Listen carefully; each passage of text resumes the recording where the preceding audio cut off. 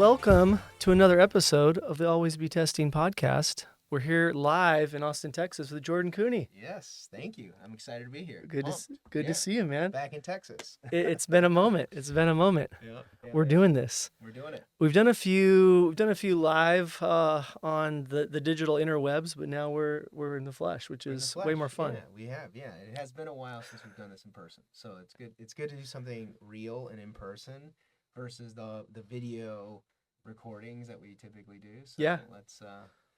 Let's see where it takes us. I love it. For those of you who don't know, Jordan Koene is the SEO wizard. He is a growth guru. I know those terms are thrown around a lot, but CEO and founder of Previsible. We had the pleasure to overlap at eBay, leading out SEO while I was doing my affiliate thing. And it's just this. Couldn't think of a more perfect time to talk about what the heck is going on with AI, this wave that's happening, and maybe you can help us make sense of it all. I don't know if I can do that. You might have to ask ChatGPT to make sense of it for us, but there's a lot happening, right? Yeah. There's a combination of both where this technology is helping us become more efficient in our work.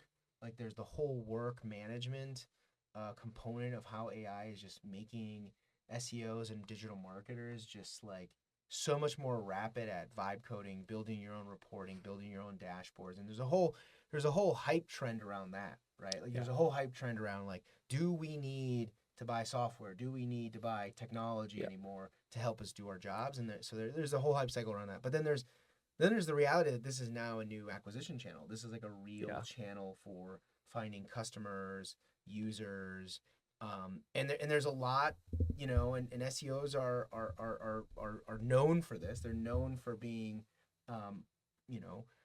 great arbitrage players of these ecosystems.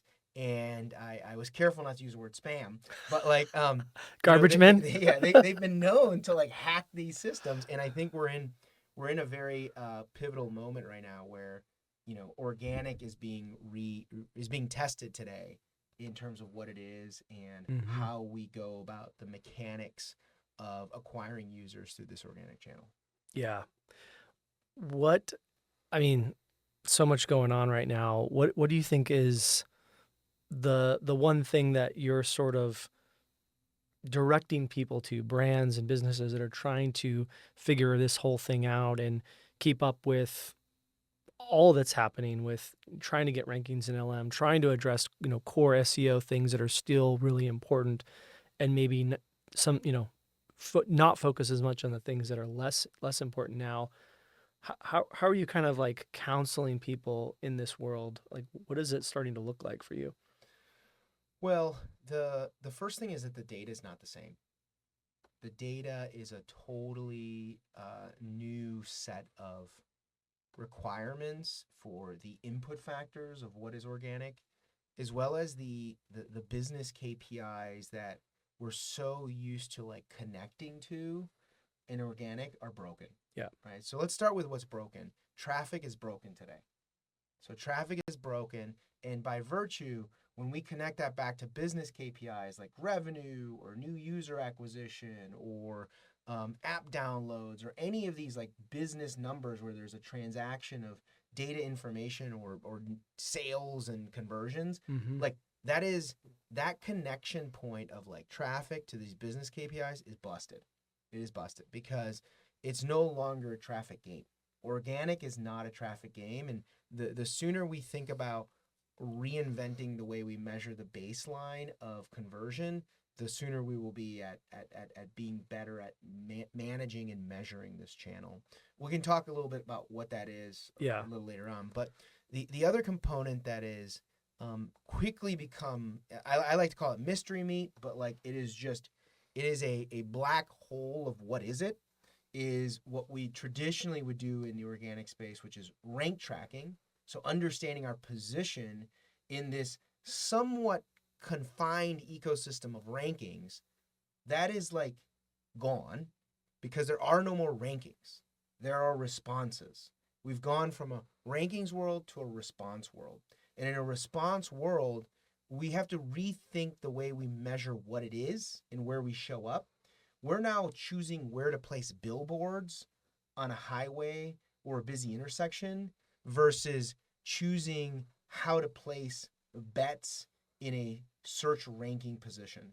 And so Mm-hmm. this shift to LLMs may be in Google search, like AI mode or answer overviews, Yeah. or in what we think of as like ChatGPT, Gemini, Copilot. These LLMs or AI responses are no longer about a position. They are about a citation. They are about being mentioned. They are about brand recognition. And so we're really shifting the paradigm of the input metrics we used to use, how we used to think about success, which was more keywords and more rankings. And that's testing the bounds of like how we think about doing Mm-hmm. organic today.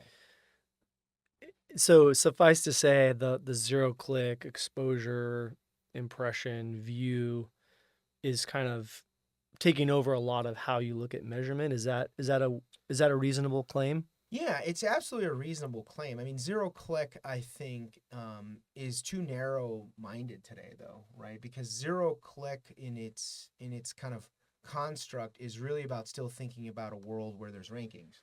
But we're in a world where there's no more Yeah. rankings, Yeah. right? And I've been talking about this for years now. I've been talking about how refrigerators are going to take over search, right? It's not about Google. It's about your refrigerator being your recipe and your ingredient and your checklist at the grocery store. So why would I ever need to do one of those searches again? And that world is now a reality because you can just talk to your fridge and tell it to give you a recipe for pancakes, and it's going to know if you have enough eggs, enough milk, enough flour, and it's going to be able to go, right? Like that I mean, I'm not saying that the refrigerator is going to cook the food for you yet, but it's probably coming too in a not so distant future. Yeah. But the foundation of where we do search is completely shooken, right? And right now we don't do search the way we used to, which was we'd go into a search engine, we'd start refining all these keywords and hoping and praying to the search gods that it would come back with a Yeah. really good list. That's gone. Now we get Yeah. responses, and those Yeah. responses are much more rich and much more contextual than I think any of us ever expected. Yeah. I've had talks and conversations similar to this, and we've talked about it, but you know, audio comes up to mind. Here we are having some audio conversation. Go Mm-hmm. figure. Is that kind of where you see the puck going? I know Apple kind of there's rumors around like, okay, we've got all these devices, get the AI and the audio firing on them, and you're good to go, and maybe some glasses. Where do you think some of this stuff is headed to? Not get too speculative, but think a little bit about is audio the format versus what was. I mean, I think format is always going to be predicated on what your audience wants. Mhm. And I think that there is definitely no question in my mind that some of these models, including ChatGPT today, are way behind the eight ball in their ability to consume these different formats. Mm-hmm. Multimedia formats like audio or video or even others, Mm-hmm. um, these LLM models aren't there yet, right? They can read a transcript and they can make some decisions off of that, but Yeah. like we're not yet there where you can go into an LLM and it goes directly into a specific section of a podcast and tells you exactly the insight you want Yeah. out of it. Yeah. Right? We're getting there. It's going to happen. It'll probably even happen this year. Like I wouldn't be surprised by the end of this year that this podcast we're recording right now, someone could prompt out what they want from this podcast and it give them a clean, short form, a viewable, shareable segment from our recording. Yeah. That's gonna come, and it's gonna be very easy for these systems to do that.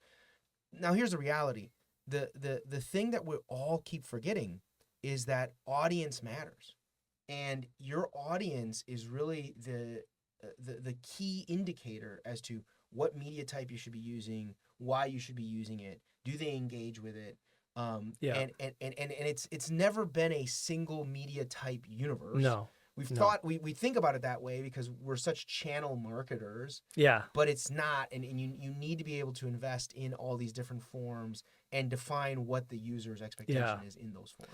It's a good segue because we've talked to, you and I have had a little, obviously Reddit's on top of mind for so many reasons over the last few years, and the Google partnership, the ability to kind of improve rankings in LLMs. What is it about Reddit that works, doesn't work, limitations? I'm just curious to know where you see the opportunity there, and then maybe some of the other players that people, brands that are trying to improve their rankings should be invested in. And obviously, it goes back to what you said about their audiences, which is something that's super important to us as well. But I'd love to hear your perspective on kind of the Reddit player versus some of the other options. One of the cool things we did at the end of this past year is we published an article on 2 million LLM sessions. So we analyzed Mm-hmm. 2 million visits to websites from ChatGPT, Gemini, Copilot, the like, right? And one of the notable findings from that is that the pages that you would think get the most traffic are not the ones that are getting the most traffic. The pages that are getting the most traffic are things like the About Us pages, very specific concrete location pages, very minute help center or service pages that are like about the product in a very unique way. So it's someone going into the help documentation of a website, providing a ton of context on what their problem is, and then either someone from the company or some other user responding. And so to your question about like Reddit and these ecosystems, these community ecosystems are a lifeblood for LLMs to create context. But they're just a context carrier. And I think that's what we missed out on in this like craze of Reddit, is that what all these LLMs are doing is they're building their models, they're building the sophistication behind the technology that they have, and community content is one of those context carriers that they need in order to understand, do people like, dislike, are people happy, sad, are there key influences in the decision making that they should be Mm-hmm. making in a response, Mm-hmm. in the LLM response. Mm-hmm. And so I don't see Reddit as a long-term trend of traffic or weight in a significant way for most brands or companies, but it's certainly an ecosystem you have to be mindful of, and it certainly could sway context one way or the other very, very quickly, Mm-hmm. right? So if a lot of Reddit users start to really bash your product or your service, you can bet that that's going to bleed its way into responses about your product or Yeah. service in an LLM. Yeah. But it's not too different, though, from the About Us page. It's not too different, though, from the Help Center Yeah. content Yeah. about a minute problem or issue with your product. Yeah. And so there's a broader ecosystem that these LLMs are already getting into, Yeah. and we are already seeing it in the data that we Yeah. pulled on LLM I sessions. love that. I love the data pulling and be able to dig deeper in there. And it kind of brings me back to a thought I had earlier, which is, the historical practice of on-site SEO versus off-page, right? Mm. You know, what can you share with the audience that you think would be helpful around the topic of on-site SEO or technical site changes vis-a-vis this AI wave that we're in? I'm really excited about this part of the space. Most people are not, right? Most people are really caught up on like what's going to happen with YouTube and did we get That enough was my next Reddit question. citations, So and it's about the content, right? Because these LLM are a content vehicle. They provide you text-based responses in many instances, right? There's this appetite to really focus on that. But accessibility is going to become a major topic. Mm-hmm. And I can already tell you that there's one major key difference between what Google is doing and what OpenAI Mm-hmm. or Perplexity or Claude, and to some extent possibly Gemini and Copilot. Mm-hmm. But Gemini and Copilot I'm going to put off to a corner for a second, right? Because they are pegged to a search engine. Yeah. Right? One is Yeah. Bing, not to say that it's big, but it's there, Yeah. Still there. and the other is Google. Yeah. And so we're gonna put those off to the corner for a section. Yeah. Second. Yep. What everybody hopefully takes away from this podcast, because this is the most important thing that I will probably share with you. Literally. Drum roll. Drum roll it is. I wish we could. Can you have the editors inject a drum roll? Here is the most important thing I will share with you. LLMs are grounded to search results. If you go in to an LLM and you put in a prompt, may it be Gemini, Copilot, ChatGPT, you are likely to get grounded to a set of search results in a search engine. And this grounding concept is super critical for everyone to understand, because your success in search will likely predicate your success in an LLM response. And I don't see grounding going away anytime soon. With the two exceptions that we were talking about earlier, and we'll talk about that later, your ability to still outrank your competition has this direct impact into whether or not you're going to show up in a response from an LLM. Yeah. And I think that one of the things that most of us don't understand is how that happens, why that happens. And there's a lot of topics out there in our industry about this. Things like fan out queries, which is the relationship of these queries to the prompt that a user puts in. There are now good data sources like Bing is providing an AI performance overview that's showing you the specific AI grounding queries that Copilot and likely ChatGPT, they say partners are using. Kind of a webmaster tools for Correct. AI LLMs. Exactly. And this is super important for us to understand, because it's really our first clue into real data as to what's happening in these models. And it's our first foray into like, what are some of the contextual decisions that these LLMs are making and making a decision on in order to best inform the user. So I'll give you an example. If you go into an LLM today and you type in something about say buying a vehicle or going on a vacation or any of those high priced decisions that we all make, which LLMs are great at helping us refine those kinds of things, I can almost with 100% certainty tell you that one of those grounding queries is probably going to be about price or economic value. It's gonna happen. Sure. And knowing what those are in relation to the types of prompts or the type of industry you're in is super important, because then it dictates a better clarity around your content strategy, your editorial strategy, your site structure and organization, your refinement. So if you're refining your products on your website in a way, you probably want to do it to best align with how those grounding queries or that refinement in the LLM is being done. So long story short, the thing that I want everyone to take away is LLMs are foundationally connected to search. And this foundational connection means that you have to make your websites accessible to search engines. There's a whole new set of requirements likely coming as to what that means for an LLM, because LLMs will never crawl the entire internet like Google has. That is Google's mission. It is to crawl the entire internet. And they spend billions of dollars doing it. They have massive infrastructure and systems in order to do this. And no AI company is going to do the same. A little bit of a moat, I think I've heard, right? Of course. Yeah, go ahead. Yeah. No, I don't think it's an easy thing to catch up to, in other words. Not at all. And no one's going to do it. There's no reason for them to do it. And that's where Gemini and Copilot might have a different approach to how their models work in the future, because if they can bypass the concept of grounding and use their core index data, there might be an advantage or a unique value add in terms of how these systems are built. But then back to your original question, how we as business owners, websites, web developers and web designers, marketers and content, contributors, we all think about how those systems get access to our websites. Yeah.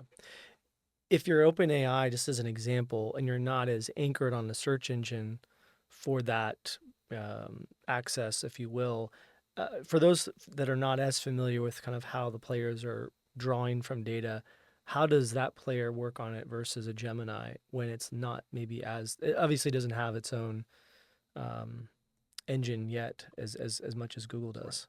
Well, I mean, they're literally going into the search engines. They're So tapping the search engines. Perplexity, Claude, Yeah, and yeah, like these, they're literally going straight into yep, Google or Bing, and they're looking at what is this website that's showing up, and of these 10 web pages, do I want to take one or two of them and then go crawl those, yeah, right? But you have yeah. to remember, if you look at any rankings or results from Google, you're going to get hundreds, if not tens of thousands, if not millions of web pages that are related to that search query. And just to kind of piggyback on that, isn't that why Google is like, hey, we're not going to allow you access to as much as we have, essentially limiting the number of links and the number of We are exposure? about 6 months away from a accessibility war that's going to unleash and likely happen here in the U.S.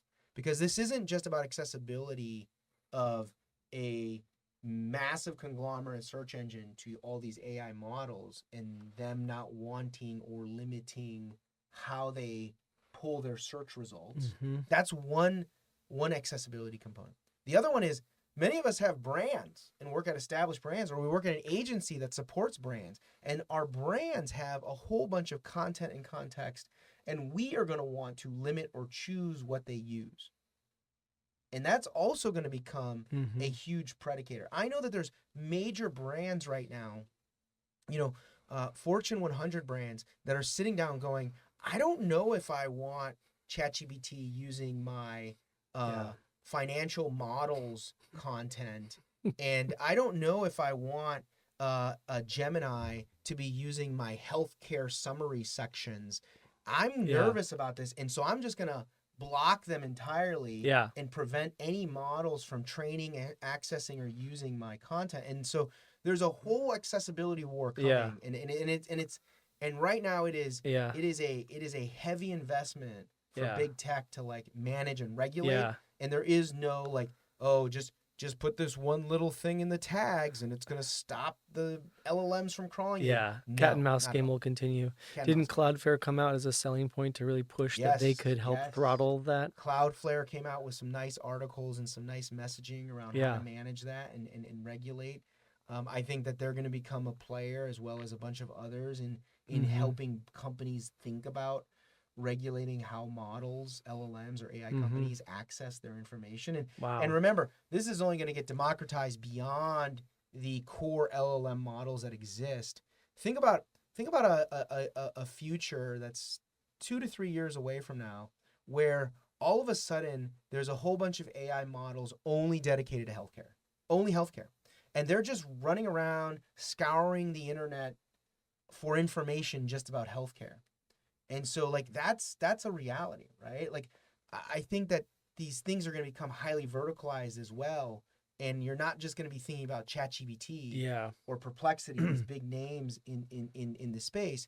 You're going to find a whole new slew Mm. of entrants that are trying to Mm. sell their data to other Mm-hmm. companies or sell that context to pharma companies who are doing drug research and Yeah. drug development. So Yeah. there's a whole other ecosystem Is that's there a coming here. world I think about 0 to 1, I think about monopolies, I think about moats, and I think about all the great growth, best practices like network effects that we're familiar with and we've talked about with our clients and inside businesses, et cetera.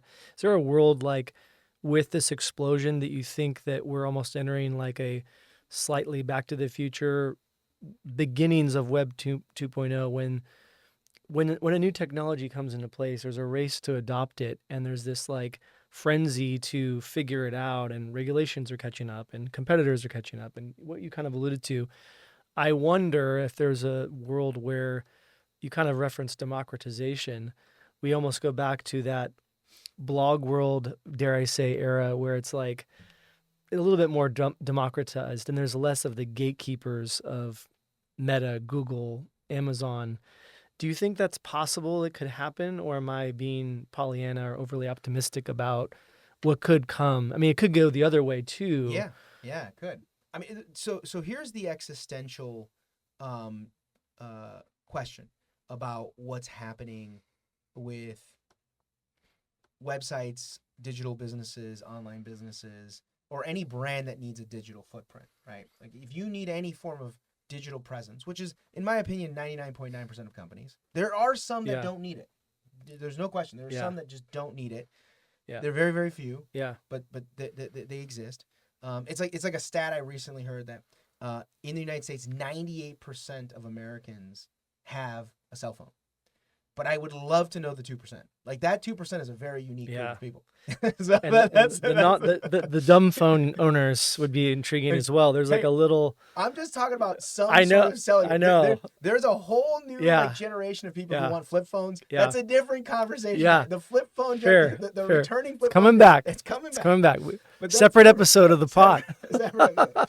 So back to the question here, which is like the ability to win in this space, to be a competitor in this new space, this new era.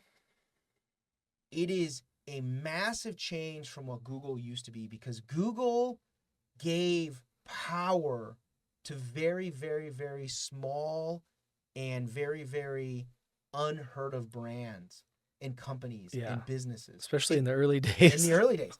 That's what I'm talking about. I mean, whether it be affiliates, whether it be, network affiliates. sites, all these, Those exactly. Rascals. But let's talk about it, because these were players who had a technology advantage that big established companies didn't have, and so they could create a footprint in a digital way that no one else could do. Right? There are tens of thousands of now retired travel agents, but they had a little office in a little town, and you'd walk into their office and you'd buy your ticket to fly to Mexico or whatever vacation or trip you're in. Crazy. Those days are gone. You go to an OTA, and OTAs are basically giant affiliates for what? Hotels and flights. Booking, kayak, yeah, exactly. etc. Exactly. I mean, these are giant companies now, right? But they didn't start as giant companies. Yeah. They started as a technology revolution. Yeah. And they took advantage of organic search, Yeah. of affiliate plays, of all these things that they could scale because they had a technology advantage over the small little travel agent in a small town. Yep. And so here's the point of all that. Will AI search or AI discovery, will LLMs allow for a new set or a new generation of innovative companies to be spawned in a new way? The answer is yes. The one big difference here, though, is that it's not going to come on the backs of arbitraging big brands. That happened a lot in Google search. A lot in old established companies like the Home Depots Barnes of the world and Nobles. the Coca-Colas and the Barnes and Nobles is a great example that is completely decimated by Amazon. Yeah. Right. Those companies did not want to or did not have the foresight to invest appropriately in their digital technology and accessibility of their web presence. Yeah. And thus a whole new slew of competitors came in and ate them up. Now, whether it be affiliates or other new brands that came up online, we can debate that later on. Sure. That's not going to happen with AI, because AI is going to understand the context of a brand. And Google didn't for the better part of 10 years when they first started. Crazy. Fascinating. Yeah, and it kind of goes back to a thought I had earlier when you were talking. It feels like, not to make too many broad strokes, but there's a possibility this could raise the bar for all people in the ecosystem. The consumer has more access to data, essentially like an assistant to kind of help them make better decisions. Businesses have the same exact darn thing. We're basically as informed as we want to be now, to some extent, and it almost feels like we can serve each other better if we're thinking of it that way, and we have that intention and that agency that gets thrown around too much. But it could be an interesting world where, I don't know, I got a optimistic theme out of what you said. I think that I just was kind of building on that. Yeah. Yeah. I mean, we're all very reliant already on what LLMs can do for us. Yeah. Whether it be us looking up a recipe, or for us looking up parent advice, we're going to LLMs for that stuff, right? Yeah. Because we don't have to read a mommy blog. We don't have to Get not through that there's anything wrong 18 with mommy. banner ads. Yeah. Exactly. Not 18 that there's banner a chef blog, and I'm not a chef. a I just need, pop-up. I just need the ingredients. I'm at Whole Foods now, and I That want is the list. worst. Yeah, You have that to is the scroll worst. down to like, I got to get to the bottom. I'm going to an LLM for that. It's gonna give me the list of You're like, ingredients. stop. Give me a brief answer. Yeah, Give me. exactly. Right. I'm addicted. And you can carve it into what you want. It can be a brief answer. It can be Yeah. You can turn it into a Tell me more podcast about the whipped recording. cream part of it. Exactly. Okay. Yeah. And that's the massive advantage that these systems have, is they give consumers a far more complete and immediate response without all the noise. Now, this is bad for certain industries, for publishers and for news companies. That's what I want to get to. Dangerous. That's the downside I want to talk about. So we talk a lot about, well, these guys are the fuel of the ecosystem, or the R&D of affiliate, and these content creators are so important, whether it's Wirecutter or New York Times or a local newspaper. If you step back and put yourself in the publishers' shoes, what's going on there? Like, what do you think? I think it would be interesting for people to even understand like what's actually happening between them and Google, between them and OpenAI, because I don't think that gets talked about outside of our circles that much, and even inside our circles. And I would love to hear your perspective on that concerning piece. So I got two schools of thought on this. Yeah. You're going to think I'm a total lunatic because both of them are absolutely crazy, right? Hit me. So I'm going to go with the more pessimistic, and then I'm going to go with the optimistic one. So the pessimistic one is that major publishers are going to have to get their wallets out and truly buy off government officials in this country and lobbyists to genuinely create change in what is and desperately needs to be a highly regulated industry. Yeah. Search, discovery, whatever you want to call it, this needs regulation. Not the first time that's happened. It's not, and we desperately need it. I mean, this is no different than any other major conglomerate industry. And I mean, as we're recording, I think today or yesterday, Zuck is being he's actually in a court in a civil court case right now in Los Angeles regarding whether or not Facebook is essentially a broken product that is built to manipulate and confine children into using their platform. Like, this is happening right now, but this is a civil case. It's super important for us to have that context, because it's like mom and dad of the plaintiff. Exactly. Zuckerberg. Exactly. Please take the stand. Right, exactly. And so that's the problem. Jeez. Is that we need to think about how we're going to regulate this. And I think publishers are going to have to really be the first to speak up, because what they have as an asset, which is their newsrooms and their editorial teams and these very smart and very capable and bright people who contribute to this whole ecosystem, and the audience that pays them for their subscriptions, is now getting ripped off because these models are taking that information and regurgitating it in an AI model that is fully protected under U.S. law. And so their ability to regurgitate that stuff is fully protected. So we need different regulations. Yeah. We need different laws. So that's the pessimist view, because I don't think yeah, that's ever going to happen. but I think it's a good call to action at the end, not to stop you from the optimistic side that's coming, but like, I mean, they never come now. New regulations, good things. Keep up with the tech, lawmakers. Yeah. So the optimist view is that this is going to create a whole new uprising in local information and context and media. We are going to go to our local communities, and we're going to want to create real, genuine relationships that are in our own backyards, because we're going to want real. We're not going to want a regurgitated LLM response in certain instances. And so we're going to choose to get up out of our home, and we're going to go to our local churches and our local here in community Austin centers. And right here, not anywhere in America. I mean, I think I couldn't agree more. I think that's the other swing of this, right? Yeah. And I mean, it's funny. I was listening to a podcast about how much the traditional movie industry has grown in the last couple of years. People are Oh, going wow. back to DVDs. People are going back to Oh, yeah. VHS. People are going back to these media forms because A, it's physical, it can't be manipulated, it can't be like transferred. It's in my hands and I can take it and I can put it right into my TV and I can watch that 100 times, one Yeah. time, 5 times. I can Yeah. fast forward and I don't have to pay $6.99 to download it and then it disappears the next day. Like none of those Yeah. gimmicks in Or holiday streaming movies that you games. buy every year, Yeah, which you don't need to rebuy every right. year. That people are Yeah. going back to that. Yeah. And I think there's a reason because it's not about the nostalgia. Everyone wants to talk about the nostalgia. It's about because it's freaking real. It's just real. That's it.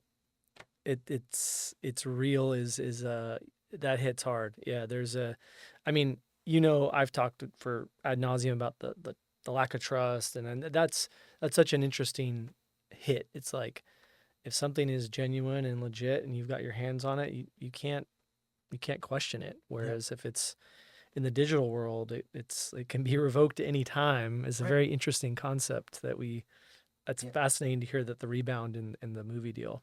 Yep. That's wild. Um, Going back to some of I don't want to dwell on the tactics of SEO and AI, but I'm just curious from your view, um, you know, shoe player, in the e-com game, consumer brand. Let's say they're kind of navigating this world, with someone like yourself. Is there some things that you kind of say you need to stop doing the following, or you need to not fall into this particular trap? I imagine, you and I see patterns quite a bit. What patterns are you seeing with a brand of that type, hypothetical, that's kind of like, hey, gang, you need to, and maybe it's sort of what you've covered already, but what would you say, like, hey, either stop doing this or hey, watch out for this in this whole new era that we're kind of dealing in?